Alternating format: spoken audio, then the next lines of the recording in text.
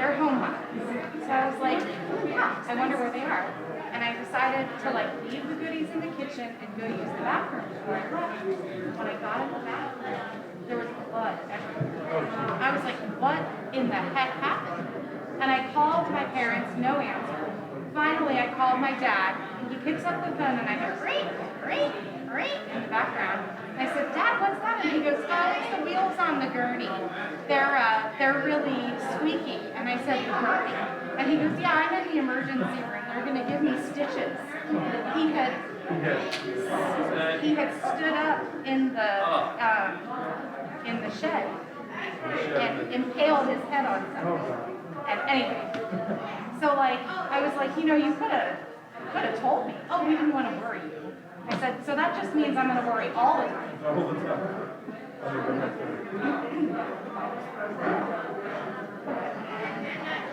I think we play the whole thing because that's when people are getting back to the seats. Yeah, good question.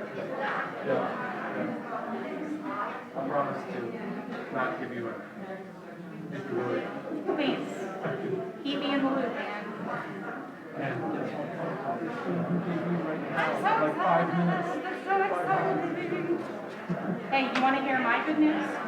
Okay.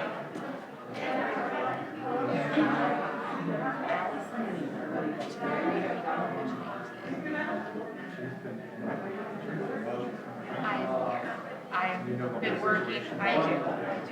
I've been working really hard to build up trust. I'm really excited. And for my part of it, I hope you know the situation. I do.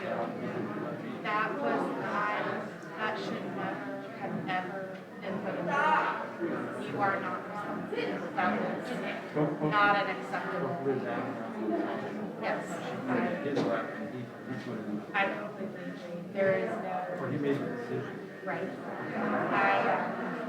It absolutely blows my mind. Okay, thank you.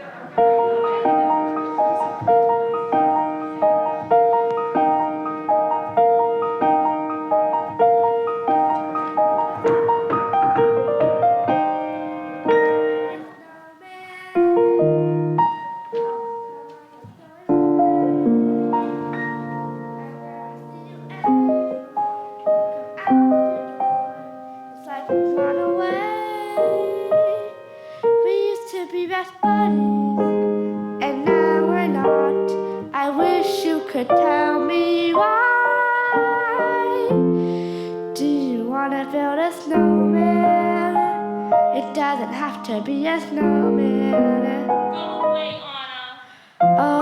Okay, bye.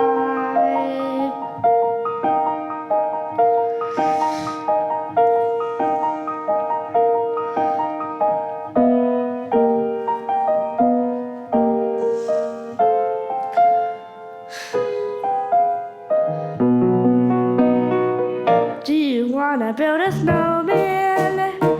Or ride our bikes around the halls? I think the company is overdue. I've started talking through the pictures on the wall. It gets a little lonely, all these empty rooms, just watching the hours tick by.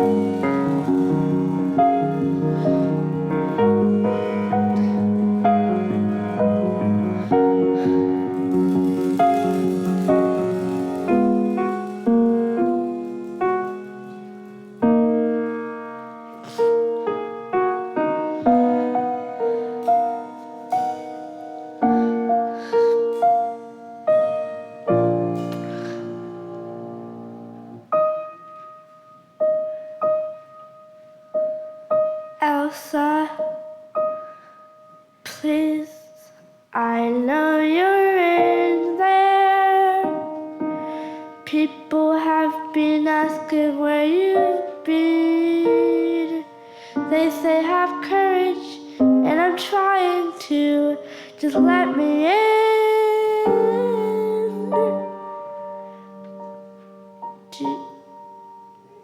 Do you wanna build a snowman?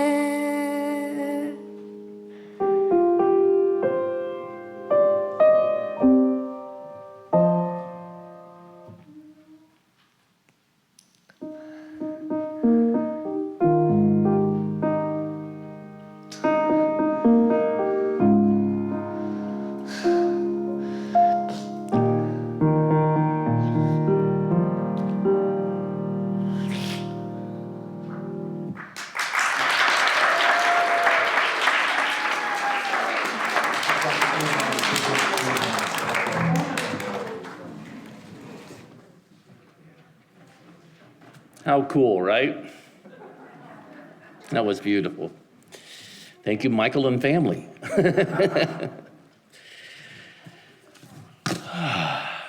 Good morning. Join me if you're comfortable doing this. Taking a real deep breath in, closing your eyes, and then letting it out twice as slowly. Amen. Thank you. Good morning and welcome to the Unitarian Universalist Church of Silver Spring. My name is Brian Hopkins and I have the distinct pleasure of being your worship associate. My pronouns are he, his, and him. I would like to welcome all guests or visitors in the congregation today. If you have any questions, Dorothy Hale will be in the back, and she will answer any and all of your questions. If she can't, she will find someone who can. And please feel free to ask. Now, obviously, inspired by music and wisdom from the Frozen series, today's service is about letting go. Get it? Letting go.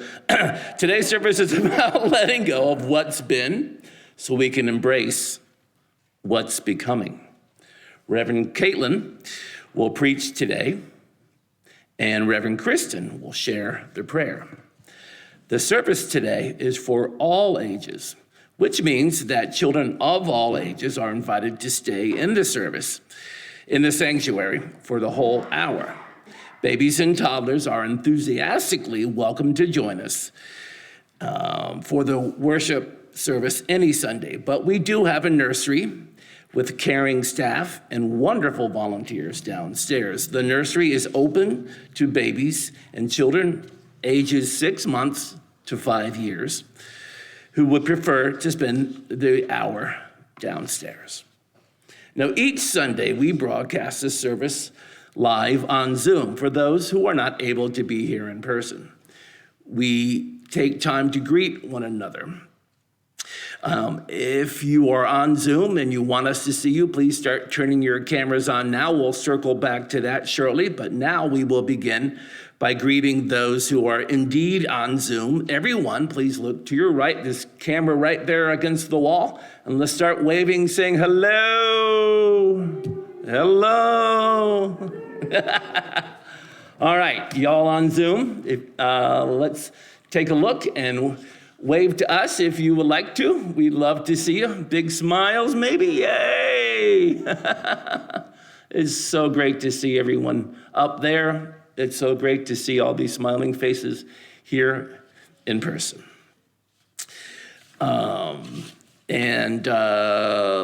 losing my train of thought. Now, the train of thought is derailed, is what my physics teacher used to say.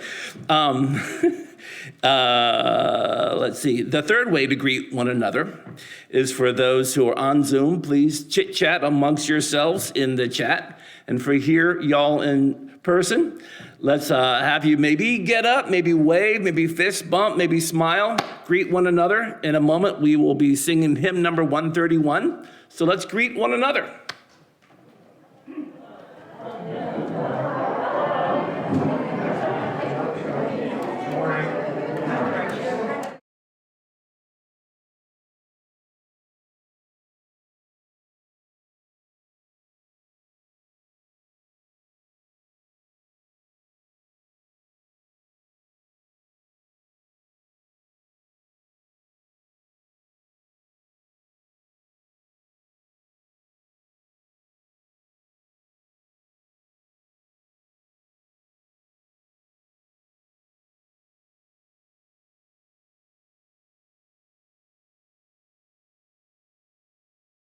It's okay. Just say,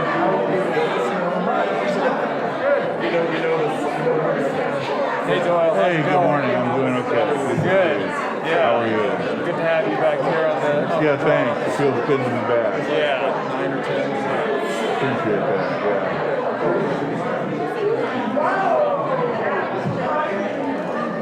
Hey, Don, is that the money song? Is that it is.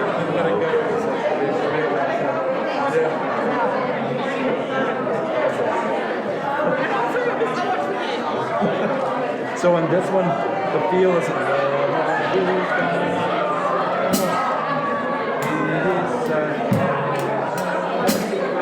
You play this one.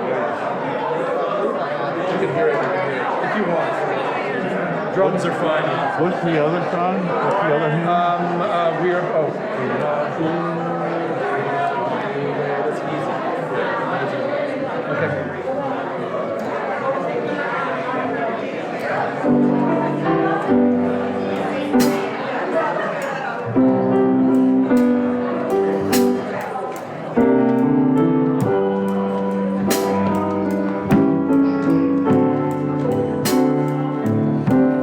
Let's remain standing, or if you are sitting, be in spirit, risen. Number 131, love will guide us.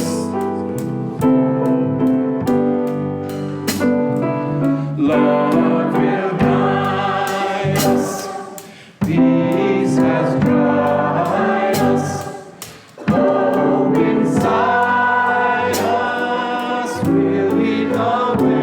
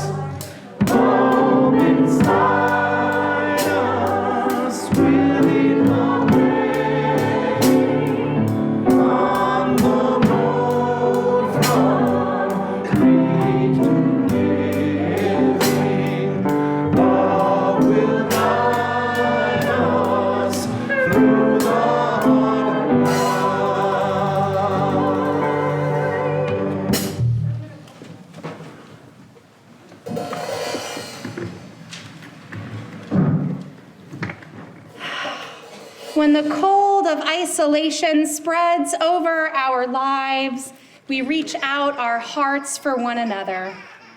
When we are lost and hope is gone, we teach each other to go on and do the next right thing when selfishness is all too attractive.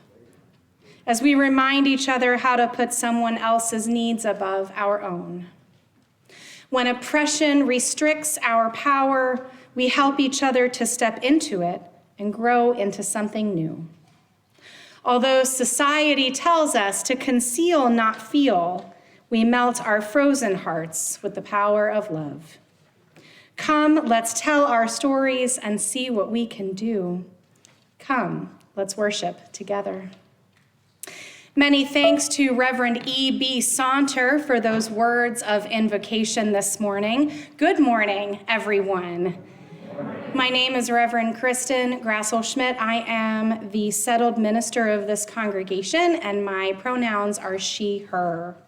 It's now time to light our chalice, symbol of our free faith, and reaffirm our congregational commitment. Won't you please rise in body or in spirit? Please join me in saying the words on the screen as Brian lights our chalice. May this light warm our hearts with love and caring and guide us in the ways of truth. As we gather here for worship, we pledge ourselves to the endless search for truth, to the right of each to believe as mind, heart, and conscience dictate, to accept the responsibilities this freedom commands, and to implement our belief in the essential worth and dignity of every human being. Won't you please be seated and join in singing our chalice lighting song?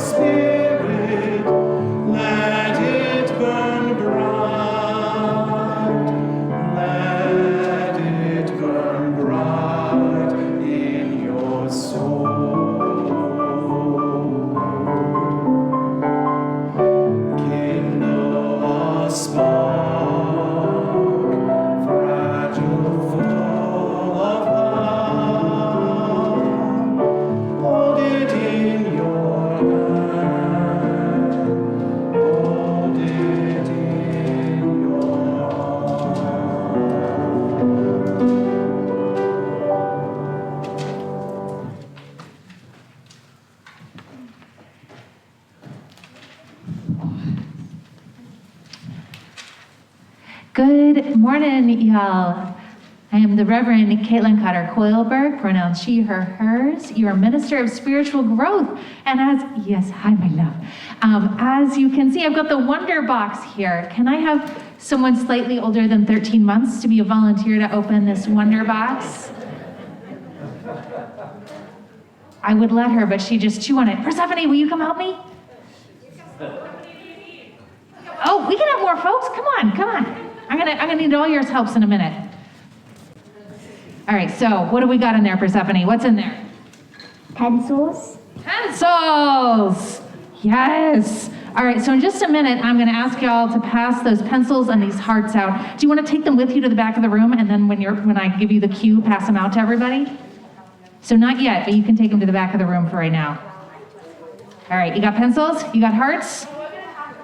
Yes, in just a second, not right this second. All right, you guys ready? Ready to be of help? You got your pencils? Yeah. I'm really excited about these pencils, y'all. I hope you are too. So today, I wanted to share a surprising connection between two of my favorite of our dead white guys' spiritual denominational ancestors. Unitarian minister and scientist, the Reverend Joseph Priestley, and Unitarian writer and philosophy, Henry David Thoreau. So most of us know Henry David Thoreau, right, as the writer of Civil Disobedience, which inspired Gandhi and then Martin Luther King and so on, right? And who wrote Walden, basically a dude who thought a lot about the right thing to do in unjust situations and who lived by a pond for a while, staring at trees and writing about it, right? Henry David Thoreau, the stares at trees guy, yeah. What you may not know is that he was also someone who was extremely close with his Unitarian family and was intimately involved in his family's pencil factory business. Did you know that? He was a civil engineer who worked in a pencil factory, right? And in fact, he invented a new and better way to make pencils, to make American pencils. These Thoreau pencils were like cutting edge. He found a way to mix clay in with the graphite so it didn't smear and you could control it better. And so he is basically responsible for making better pencils in this country. It was pencils that paid for him to go to Harvard, where he learned about staring at trees, I guess. And he wrote all of his famous words with pencils his family made. So now when you have your image of Thoreau in your head, know that the pencil behind his ear is something he helped make. Isn't that cool? And then Joseph Priestley. Has anyone here heard of Joseph Priestley, the Reverend? Okay, cool. Yeah, so y'all know him as the guy who carbonated things, right? So he was a scientist and a Unitarian minister, and we mostly know him because he was like really into oxygen, and he's the first one that's like, what if we put oxygen in liquid and then it's bubbly? Very exciting, right? There's a kind of a running joke that we drink soda and we say, thank you, Joseph Priestley. So thanks for seltzer and soda, Joseph Priestley. But also on April 15th, 1770, he discovered that vegetable gum was able to remove black lead pencil marks. He called this substance rubber. So he invented the rubber eraser. He wasn't the first one to sell them, but he's the one who invented them. So we're still using rubber erasers today, like Joseph Priestley, still writing with graphite pencils like Thoreau. In her report to the Board of Trustees on behalf of the Article 2 Commission, you all knew I was going to circle back around to that. The Reverend Cheryl Walker talked about how we Unitarian Universalists, we create covenants and shared value statements, and we aren't etching those in stone, but writing them in pencil. How this new proposal about Article 2 is not going in a different direction than those who came before us, but building on what we've done before for the future. Continuing to be not just the love people, but the pencil people, right? So this is where, kids, are you ready with your pencils? And the hearts? Yes. So later we'll have some rituals of love and letting go, and right now, I'm in the spirit of Frozen and our Unitarian tradition. Oh, I forgot, you guys. I'm going to have us all sit still for a minute before we get our pencils. Are you okay with that? Okay. Oh, no, wait. You're right. We are doing pencils right now. I'm so sorry. I skipped ahead of my script. Okay. So today I want us to have the chance to see each other's hearts a bit. And I'm going to invite you to write or draw in pencil on these wooden hearts that we have. So yeah, now we're going to start passing them out. And I want you to write what love means to you, what love is. So love is your prompt for today. And this could be something as simple as love is planting flowers, or something as complex as love is justice, or love is connection and courage. We're writing in pencil, right, because we're pencil people, because we acknowledge that what love is for us changes even as love itself remains a constant. You are always loved, but what does love look to you right now? And as we get those pencils, Phyllis, are you going to doodle a bit for us? Awesome. If you don't have a pencil yet, please raise your hand.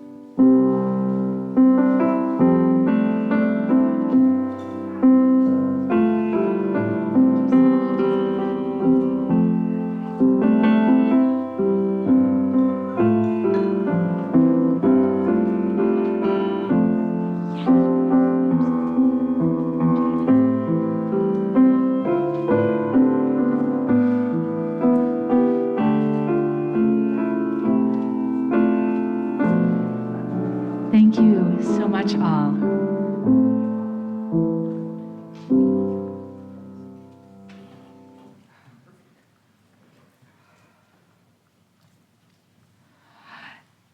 So later in the service, we will be having a time where we do Joys and Sorrows in a different way today, in the spirit of Frozen and our Unitarian tradition. But in this moment, I want to invite us into a moment of quiet contemplation, breathing in peace and breathing out love together. I invite you to settle in your seat. Perhaps put your hands on the floor, or hands on your lap, or your feet flat on the floor. Breathing in peace and breathing out love together. If you have suffered a deep loss in the last year, I invite you to stand or raise your hand during the silence so that the congregation can bear witness to your grief.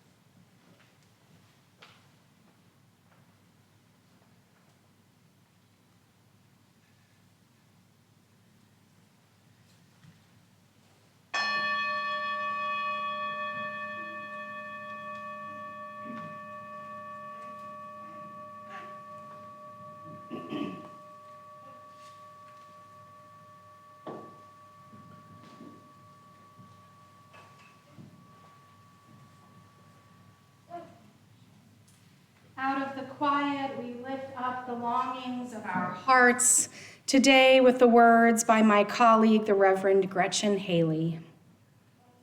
Spirit of life, there is a quiet courage in the choice to let go of the past, in the choice to be present to this new day, to live for this hour, this moment, and to believe in its possibility. To release the regrets, to stop the spinning stories of what was and is no longer, to accept this gift, to believe that we are worthy, still of happiness, of ease, of delight and hope, to believe we have all we need to heal already, and to receive this wholeness with ready hearts and open hands, saying only, thank you. May we practice this surrender together, gathering up all the brave boldness we know can be found in our bones and blood if we will breathe together, knowing ourselves a part of this one life, filled with mystery, creativity, and power, changing us, growing us, and calling us into partnership with all that is. May it be so. Amen.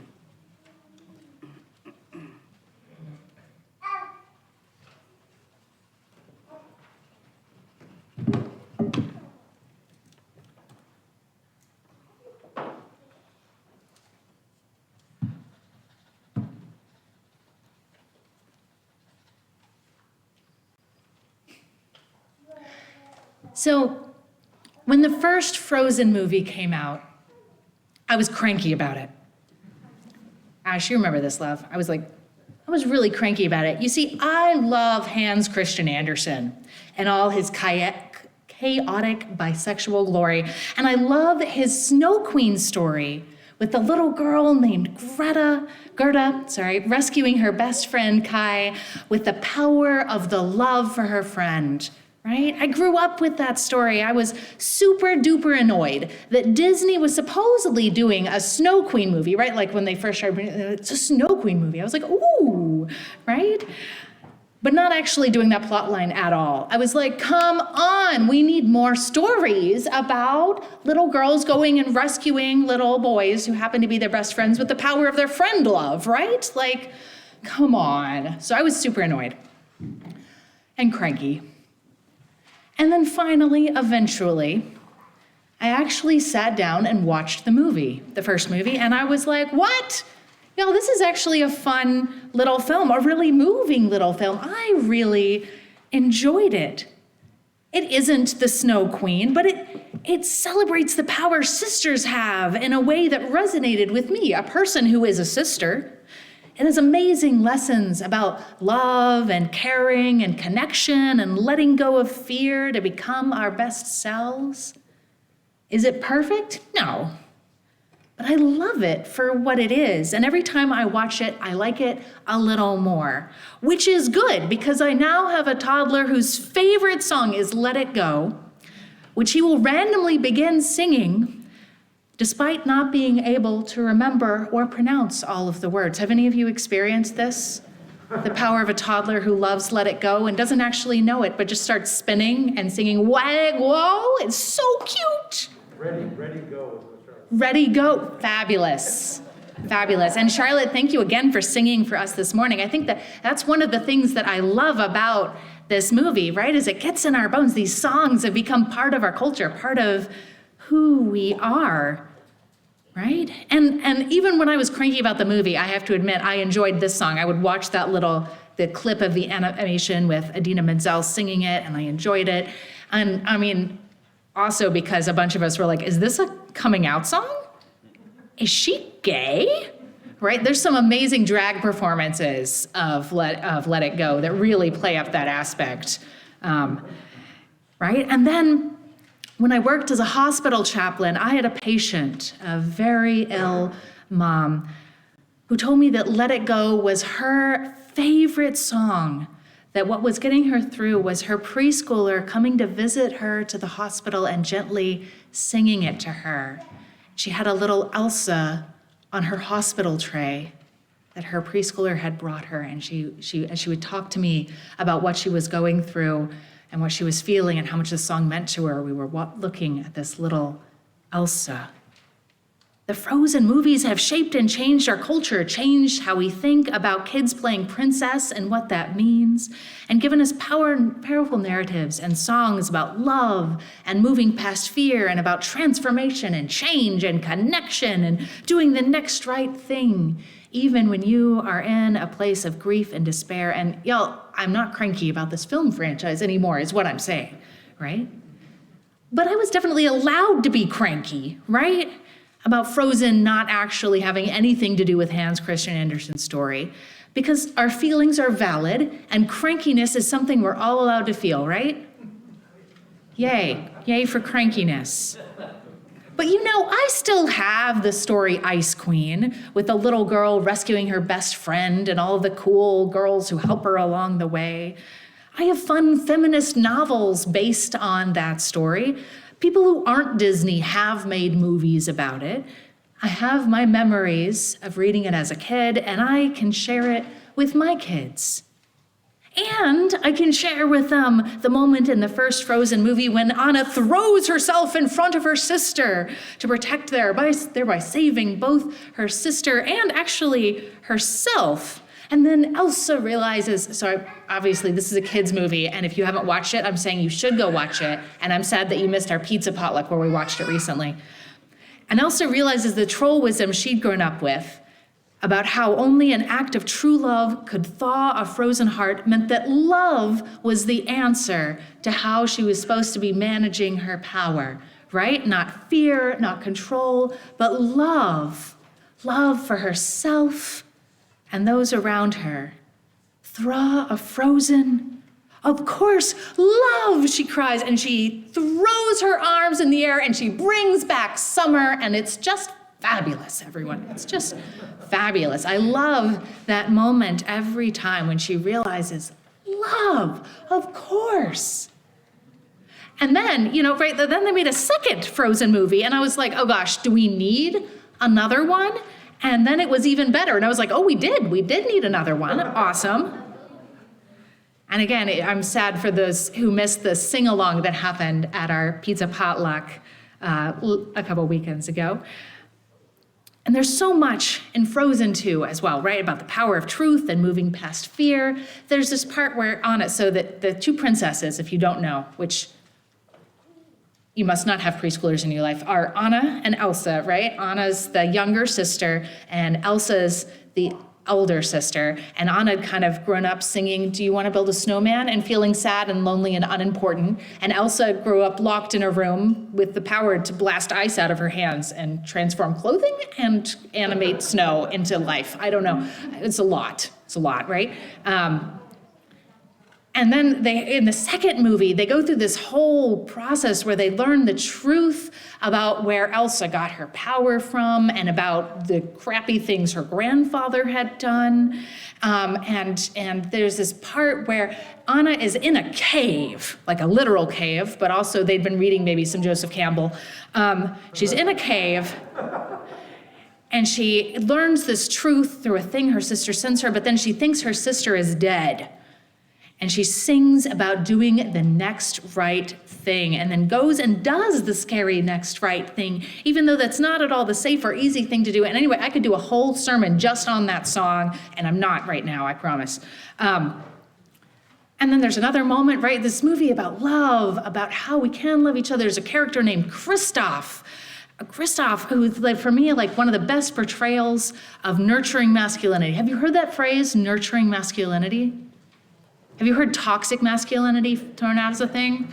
Well, Kristoff is the opposite of that, and we love him. And there's this great part where he runs up next to Anna, and she's like fleeing from a literal giant, and he's like, "I'm here, what do you need?" And she's just like, "Over there." And he's like, "Of course." And then she's like, "Sorry, I ran to help my sister without you." And he says, "My love is not fragile." And we're all just like, yes! Right? Right? And again, like, so Anna was this character who'd grown up thinking she wasn't important. And in the second movie, it's Anna who learns to let go. She lets go of this idea that she's not important and not powerful just because she can't blast ice out of her hands, right? And at the end of the movie, she's the queen. The queen who has moved them past their lies and smashed a literal dam. And it's a whole thing. It's very cool. Anyway, the Frozen movies show us profoundly that love is about letting go of fear, letting go of ideas about who we are and who others are, letting go of what was before to welcome something new. Which is a message I think Unitarian Universalism really needs right now as we consider changing our bylaws. See, there was a thing in the blurb about bylaws. Yes, changing the bylaws. You don't have to be a polity geek like I am, but yes, with a pencil, that's right. We're using our pencils to change our bylaws. So we work together to craft a new chapter, craft the next film, right? In the film franchise of Unitarian Universalism. It's not a perfect metaphor, right? But to love is to let go, not in that like slam the door way, but in that way that is about transforming. I love our Unitarian Universalist principles and sources. I love the history of them, that we first had 6, developed as part of the process of becoming Unitarian Universalism together, a compromise between the two historic religious traditions. Reverend Kristin talked last week about how there were 57 amendments, right? 57 amendments in that first process. I love that the version we have now is a result of activism from feminists in the 80s and 90s, and then transgender non-binary folk in the 2010s. And if you don't know what I'm talking about with the 7 principles, there's a big hymnal gray under your seat, and they're right in the front of that, if you have this urge to look at them, right? And apparently nobody really cared all that much about them until the feminists were like, let's change them. And then suddenly people had feelings, which sounds kind of like how it goes, right?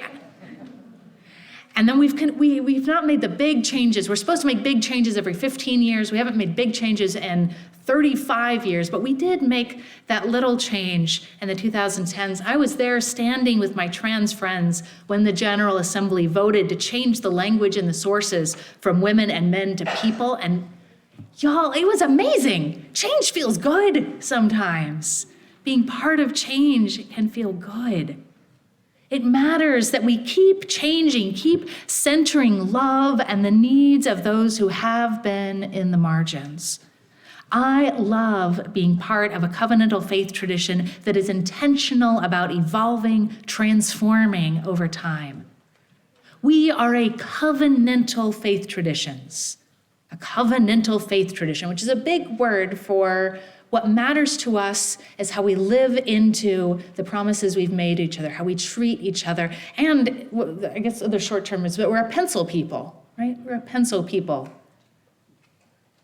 Our covenants are not intended or designed to be static things. They are not creeds. We are, again, to use a technical phrase, a non-creedal faith. A non-creedal faith, a creedless faith. I know it's upsetting sometimes. Yeah. Sometimes it would be easier to be like, here's this thing we carved in stone, and that's what we are, and all we'll ever be, right? But we have a theology and a history that goes back thousands of years. We have statements of conscience and statements of faith that have been made over the years. We have things we voted and created together. I care about statements of conscience because I used to be on the team that helped make them. And we have some cool ones. If you ever are curious about, like, what do we have stances on? Like, will you use statements of conscience? And there's a bunch of them on everything from reproductive justice to immigration and climate change. Right? And then, of course, we have these different versions of our principles and different statements of beliefs that have shown where we are in different moments. Not always good, to be clear. Like, there's a gap of history we tend not to quote when, like, Unitarians were really into eugenics. Like, let's be real. Like, not everything we've been behind has been a good thing. Like, some things we do want to slam the door on and be like, no, bad. Eugenics bad. I think we're all on board with that. Eugenics bad. Yeah. Right? But then we do also have things like this bit from Universalist theologian Louis Fisher, who wrote in 1922, over 100 years ago, in his work, Which Way? Universalists are often asked to tell where they stand. The only true answer to give to this question is that we do not stand at all. We move. We do not stand still, nor do we defend any immovable positions. We grow, as all living things must do. The main questions with Universalists are not where we stand, but which way we are moving. Our main interest is to perceive what is true progress and to keep our movements in line with that, and not to allow ourselves to move round and round in circles simply like a squirrel in its cage. Old-world phrases are always losing their old meanings and must forever be finding new meanings in the light of new experiences. Right? 100 years ago. 1922, dude was saying this. I'm like, thank you. We are a people who write our beliefs in pencils, not carving them into stone forever, but putting them down into graphite with rubber eraser, shifting them over time, letting them go. Not in the running and slamming the door way generally, except with eugenics, I think we're all agreed, slamming the door on that one. But in the way that is connecting who we've been to who we can be. I love the principles and sources, these beautiful statements that were intentionally written to be hard to memorize. Did you know that? They were intentionally written to be hard to memorize because they didn't want them to become a creed. Which, like, does anyone here have them memorized? Like, without cheating, without looking? Could you, like, recite them word for word? There's a couple of them that I can do that for. Few of them, but the only person I personally know who's like got them memorized and will just do them is the son of a Unitarian Universalist preacher who memorized them like to spite his dad as like a joke. It's like, even my dad doesn't know them, I'm going to learn them. So I love the principles and I want them to be what they were supposed to be, written in pencil, easily changed, easily making room for the next chapter. We can still share them with our children and also share these newly framed values and inspirations. And the more I read and learn about the new proposed language for Article 2 of the UUA bylaws, the more I like it. It's a cool statement of who we are and can be. I really like the 7 values, or I guess it's 6 values and the love at the middle. But I also really like the new purpose section. So they wrote this new thing to start it off, which is having us like, let's really think about what the Unitarian Universalist Association is. They wrote this bit, which reads, the Unitarian Universalist Association will devote its resources to and use its organizational powers for religious, educational, and humanitarian purposes. Its primary purposes are to assist congregations in their vital ministries, support and train leaders, both lay and professional, to foster lifelong faith formation, to heal historic injustices, and to advance our Unitarian Universalist values in the world. The purpose of the Unitarian Universalist Association is to actively engage its members in the transformation of the world through liberating love. Right? I'm like, yes, please, thank you. That's cool. And I'm excited about some of the amendments to change part of the proposed aspects of this too, right? Like, it's not perfect and we're still in this process of creating it together, but it's really actually pretty lovely. It's got a whole section about inclusion and how we draw the circle wider. It's got a lot of the language of our 7 principles woven in new ways. Again, we're not slamming the door, we're weaving things in, making something forward into the new. And I love how, like, these other 6 values around love also give an answer to what does love mean for us as Unitarian Universalists. Love means equity and generosity and plurality, and, it's cool. So I invite you to spend some time sitting with this proposal, and there are paper copies in the back there if you would like to take one with you. And of course, they were in your weekly email, and I've been posting them in the Facebook group. And remember, there's this invitation to make art about them over the next few weeks. And then on March 12th, we're going to have that gallery of all of our centering love art. And I've been inviting you today to write in pencil on those hearts. So we're going to keep feeling our way through this, right? And again, it's okay. It's okay if you, like me, really love our 8 principles and have trouble letting go. Your cranky feelings are valid. And also, we still get to have principles. Nobody threw their collected stories of Hans Christian Andersen. I was about to throw it, and I was like, no, don't throw books.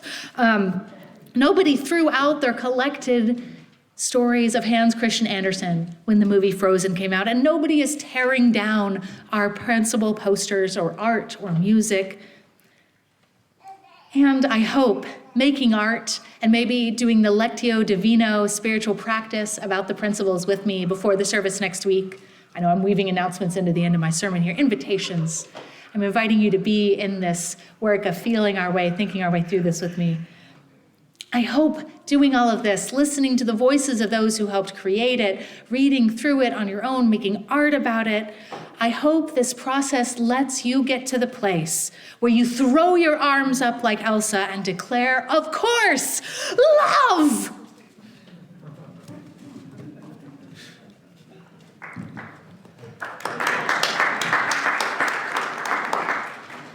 Thank you, Reverend Caitlin. So I am going to invite all of us now into a time of reflection and sharing. Most weeks here at UUCSS, those with joys and sorrows share them verbally from this microphone, and that works well for a lot of people, but not for everyone. So this morning, in the spirit of accessibility and not limiting ourselves to the way things have always been done, we are going to engage with what's on our hearts in 4 different ways this morning. So in a few moments, we will join in singing Meditation on Breathing. And as we do, if you feel so moved, please come forward and visit any of the 4 stations up here. There are signs at each station with what I'm about to say, so don't worry about remembering all of it. But I want to make sure everyone knows what the options are. First, at the snowflake station, you can choose a snowflake and hold it in your hand for a moment. Think about what you want to let go of, whatever it is in your own life you might want to let go of, and then drop it in the water and watch it as it dissolves. It's dissolvable paper. At Bridget's Well, you can choose a stone, hold it in your hand, and think about what's heavy for you that you need to lay down. Drop your stone in the well and watch it sink down to be held in community. And at the Love on Our Heart station up here with the beautiful cardboard hearts, handmade by Reverend Caitlin, right? Yep. you can write what love means for you on the heart that you've already received and add your heart to the board. And that way we will be able to see each other's hearts. And finally, our fourth station. If you have a joy or a sorrow that you would like to share with our ministers or lay ministry team, I invite you to write that on one of the colorful index cards. And if you're joining us on Zoom today, I invite you to use this time to enjoy the music or for personal meditation. And if you have a sorrow or a joy that you would like to share, and that you'd like to receive support from Reverend Caitlin, me, or a lay minister, to please email that to layministers@uucss.org. And before you head back to your seat, you can place your pencil back in the wonder box if you wish, or take it with you. Now, let us enter into a time of engaging with what's on our hearts together.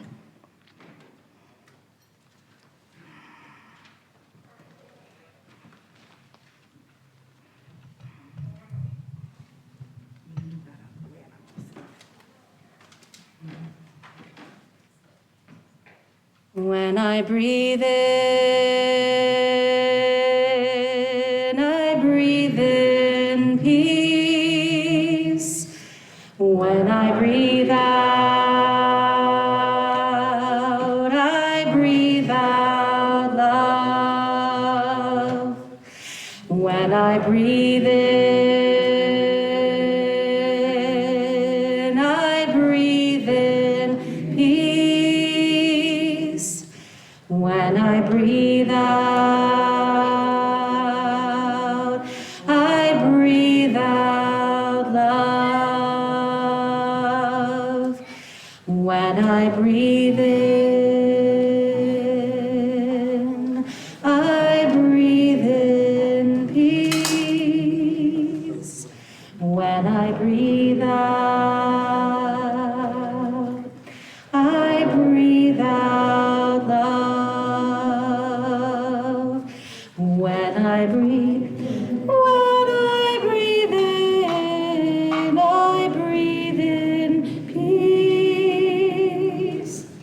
When I breathe out, I breathe out love. When I breathe in, I breathe in peace. When I breathe out, I'll breathe out love.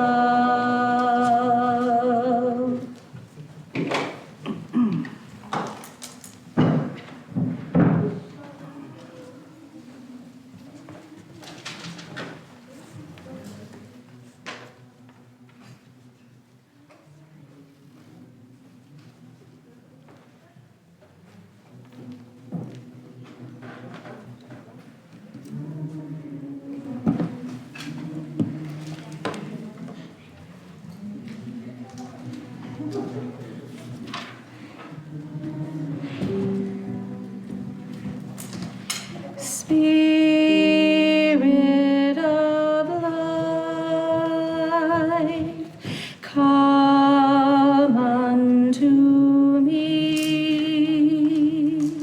Sing in my heart all the stirrings of compassion. Blow in the wind, rise in the sea, move in the head, giving life the shape of justice. Roots only close, wings set me free. Spirit of life, come to me, come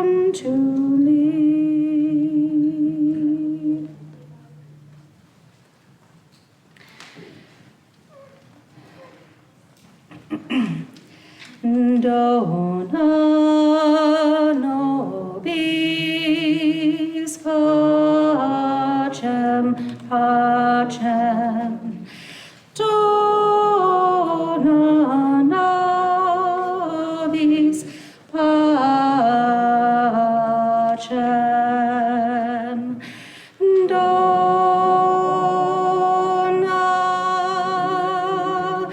nobis pacem. Dona nobis pacem. Dona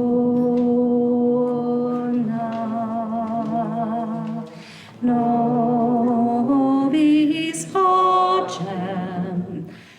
Dona nobis pacem.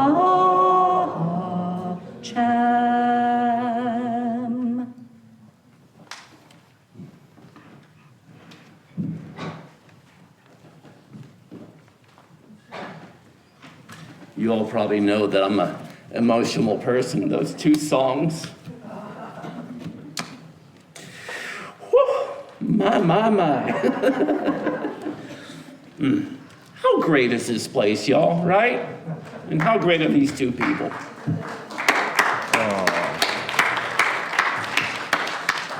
And scene. Okay.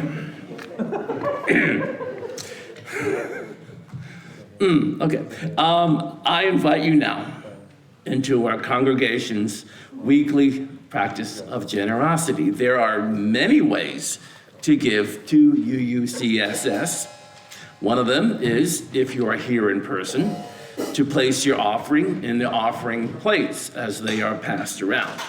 If you need any other ideas, you can look on the screen. Take a look. Life has given us so many gifts, right? May we know the joy of responding to that abundance with gratitude and generosity.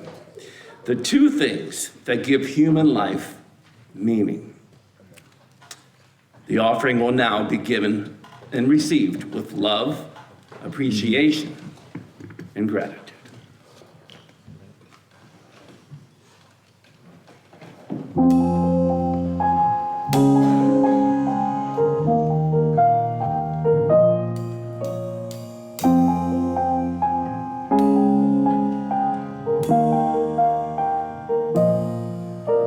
The snow glows white on the mountain tonight, not a footprint to be seen. A kingdom of isolation, and it looks like I'm the queen.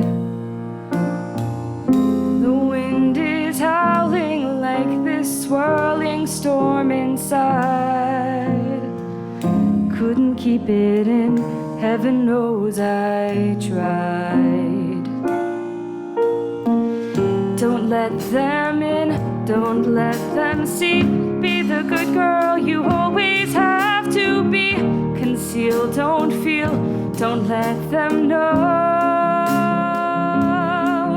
Well, now they know. Let it go, let it go. Can't hold it back anymore. Let it go, let it go. Turn away and slam the door. I don't care what they're going to say. Let the storm rage on. The cold never bothered me anyway. It's funny how some distance makes everything seem small, and the fears that once controlled me can't get to me at all. It's time to see what I can do to test the limits and break through. No right, no wrong, no rules for me. I'm free. Let it go, let it go. I am one with the wind and sky. Let it go,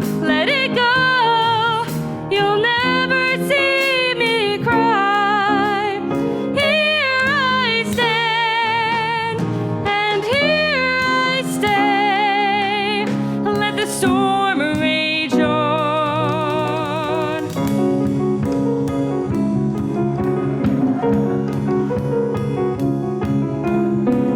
My power flurries through the air into the ground. My soul is spiraling in frozen fractals all around. And one thought crystallizes like an icy blast. I'm never going back. The past is in the past. Let it go, and I'll rise like the break of dawn. Let it go, that perfect girl is gone. Here I stand in the light of day. Let the storm rage on. The cold never bothered me anyway.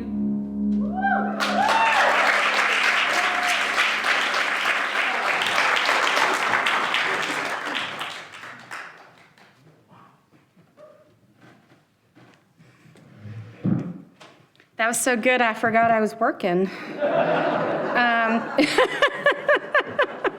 So I'd like to invite Donna B. Smith to come forward and give our announcements this morning.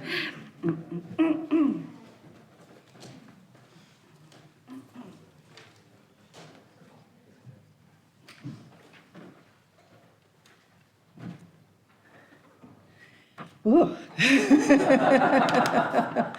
I'm Donna B. Smith. I'm a member of the board. My pronouns are she, her, and hers. Our church is not only the organization that puts together these amazing services, we are a vibrant community of volunteers and staff, a member of the Unitarian Universalists Association, and a part of the global UU denomination. Today we have, I'm calling it 3 announcements. First announcement, potluck Seder dinner planning. UUCSS has long had many Jewish members who have chosen to share the beloved tradition of the Seder dinner with our congregation. This year's potluck Seder dinner is scheduled for Monday, April 10th. If you'd like to be part of making the Seder happen, please join Jeremy Holt and Reverend Kristin on Zoom tomorrow night at 7:30. The link is in the all-church email. That's tomorrow, Monday, February 20th, 7:30 on Zoom. Hope to see you there. Announcement 2, Pathways to Membership class. Are you interested in becoming a member of UUCSS? Shake your head, yes. Our next Pathways to Membership class will be from 9:30 in the morning to 12 noon on the morning of Saturday, April 1st, and it's not a April Fool's thing, it's really happening. I'm not promising there won't be any jokes. Okay, jokes. We can have jokes. In the Dolan Lounge, which is in the administration building, which is that building over that way. Reverend Kristin will be joining a couple of us from the membership committee to provide you with the opportunity to learn more about the history and principles of the UU faith, about UUCSS in particular, and about the privileges and responsibilities of becoming a member. We will host a light brunch as well, and for more information and to RSVP, please email membership@uucss.org. And I'm calling this number 3 announcement. We're going to ask Roseanne Douglas is going to come up and tell us more about our annual UU auction event, which it will be, you can do donations now, but the bidding will start on March 11th. Thank you.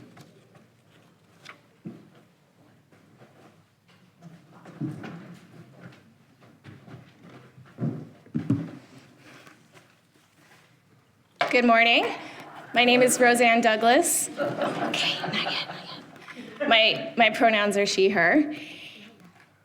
Who else is excited for the UUCSS auction this year? Raise your hand. Great. I know I am, and that's why I'm up here today, to try and encourage all of you to participate in donating items for the auction. I'd like to start by sharing a little bit more about why the auction has been important to me since my family joined this church. We started attending at the beginning of 2020, right at the start of the pandemic. As welcoming as the membership committee was, there's only so much connection you can get out of a new member Zoom happy hour. It wasn't until the first auction came around that we really had the opportunity to get to know more members and start developing relationships. I was surprised at the breadth of donations that were in the auction catalog. There were less gift cards and gift baskets and more activities, field trips, homemade meals. So we bid on a few items, and one of the items that we ended up winning was a mental fitness group led by Lynn Cave with several other members that we still keep in touch with today. We also did an amazing race scavenger hunt through the woods of Greenbelt, competing against other families to find clues, donated by the Waters family. It even had bonus trampoline time at the end for the kids. By the way, I live in Greenbelt and we didn't win, so I'm hoping there might be a rematch this year.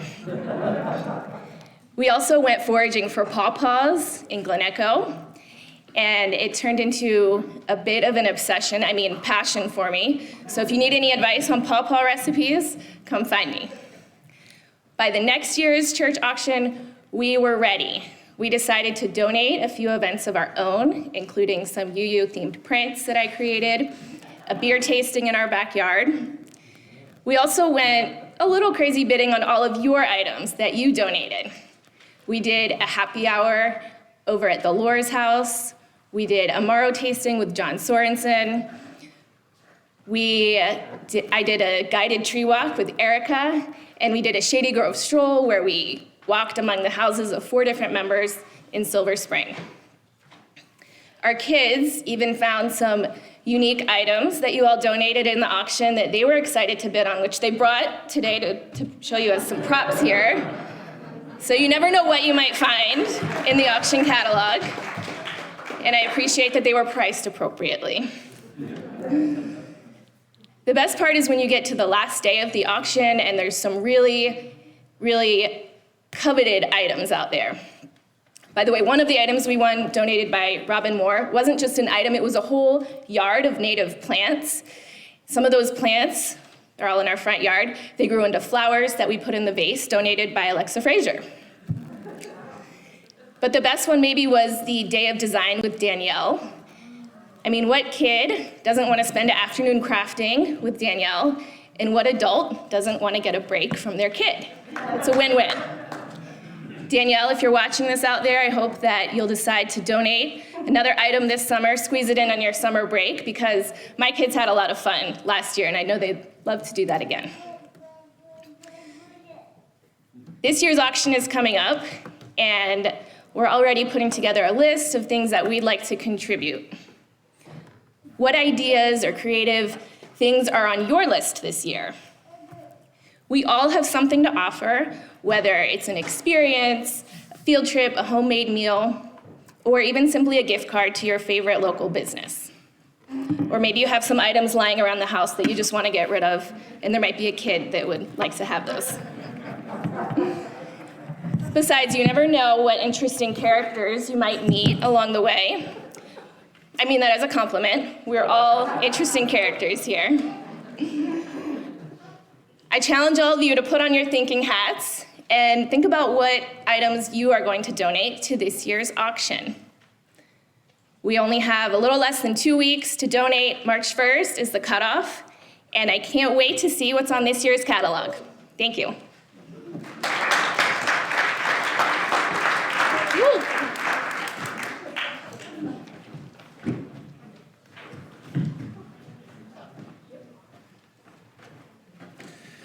All right. Please join me in the words of the chalice extinguishing. Carry the flame of peace and love until we meet again. All right, let's rise in body or spirit and join in singing our closing hymn. We are building a new way. We are building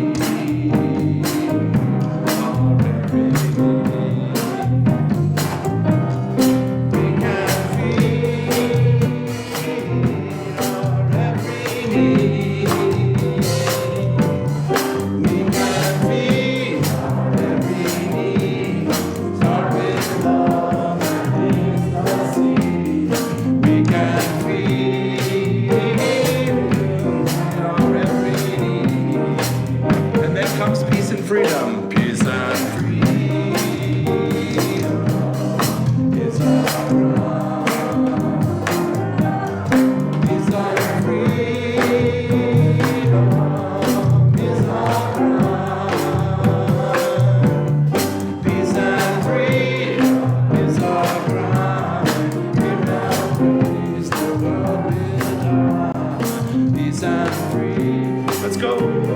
Building a new way, one more time. We are building a new way. Let's hear it for Doyle Rice right there. Building a new way. We are building a new way. Building stronger every day. We are building a new way.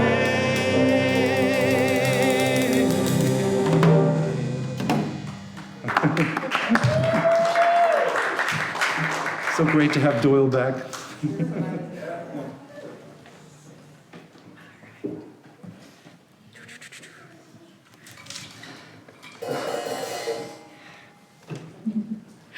So our worship now has ended and our service begins.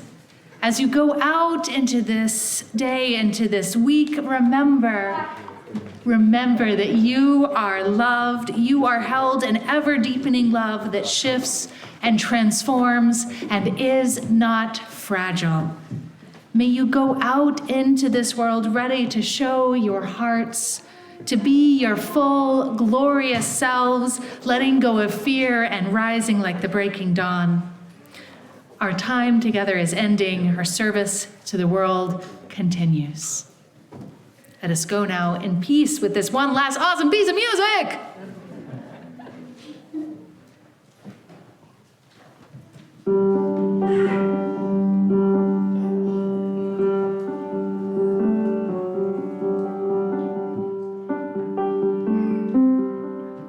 Every inch of me is trembling, but not from the cold. Something is familiar, like a dream I can reach, but not quite hold. I can sense you there, like a friend I've always known. I'm arriving, and it feels like I am home.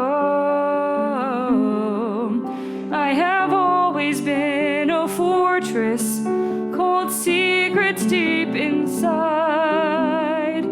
You have secrets too, but you don't have to hide. Show yourself, I'm dying to meet you. Show yourself, it's your turn. Are you the one I've been looking for all of my life?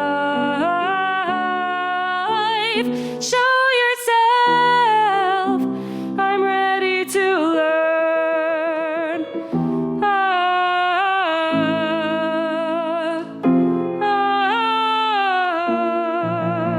I've never felt so certain.